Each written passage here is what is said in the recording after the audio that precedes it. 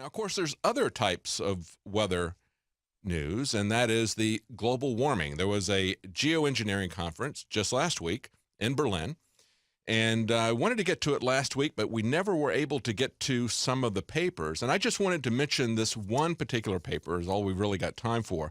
This is by a guy who's one of the top climate scientists in terms of references, and I found it very interesting. Now, these people are looking at a way to control the temperature of the Earth because they believe, A, that there's global warming, and B, they believe that it is man-made global warming. So they think that they can now have man-made global cooling. And so they talk about engineering the climate themselves. And his article, his presentation that he had at this conference in Berlin said, why we should not engineer a global thermostat.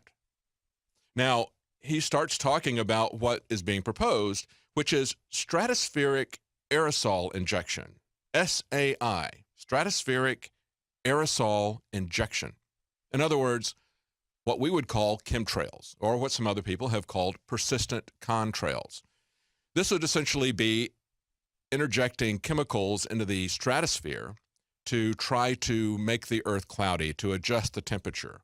And of course, we've been able to see that type of thing in areas where they do heavy chemtrailing, where you see them doing persistent contrails in a grid pattern above areas. They can affect a temperature change, but they're talking about it in these papers as if it's something that, well, we are talking about the possibility of doing this, but we're not really doing it yet.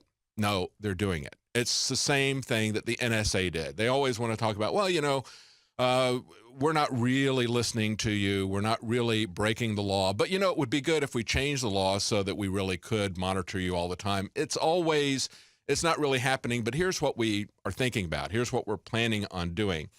But he points out that the risk of putting in stratospheric aerosol injection, he says, is a triple fantasy. This guy is actually not in favor of it, even though he believes that there's global warming and he believes that it's man-made. He's not in favor of geoengineering. He says it's a triple fantasy, that the risks of changing the climate can be diffused effectively by regulating global temperature. He says, secondly, that the world could ever agree on a level to set the thermostat. And third, that the unintended consequences of such intervention are manageable. In other words, he's saying that, first of all, we don't know if it's going to work. Secondly, we don't know what the consequences are going to be. And then thirdly, who gets to set the thermostat if we're going to start changing the climate of the Earth? And he points out a couple of interesting analogies. He said, let's look at experiments. He said, we always do experiments are entered into because the outcome is not known. What's going to happen to patients who get a new drug? Are crops going to grow faster after we give them a new fertilizer? He says, we're going to just start doing this, and we're not really going to have a way to test it. And that's exactly what I believe they have been doing. And many of us who have been watching the chemtrail situation, of course, now I guess we could sound more scientific if we called it stratospheric aerosol injection. Maybe we just need to change what we call it to get people to take it seriously. But he concludes and he says, Aldous Huxley's 1932 novel, Brave New World, can be understood as portraying either a too perfectly controlled utopia or a brutal and inhuman dystopia. He says, I compare Huxley's tale with the vision behind the technology of stratospheric aerosol injection and other global sunlight reflection methods. In other words, are we going to try to control this into a utopia, or is it going to be a dystopian thing? And he points out that there's plenty of things that we could do to try to make life better on Earth just by looking at how governments and other institutions are affecting, for instance, our personal liberty.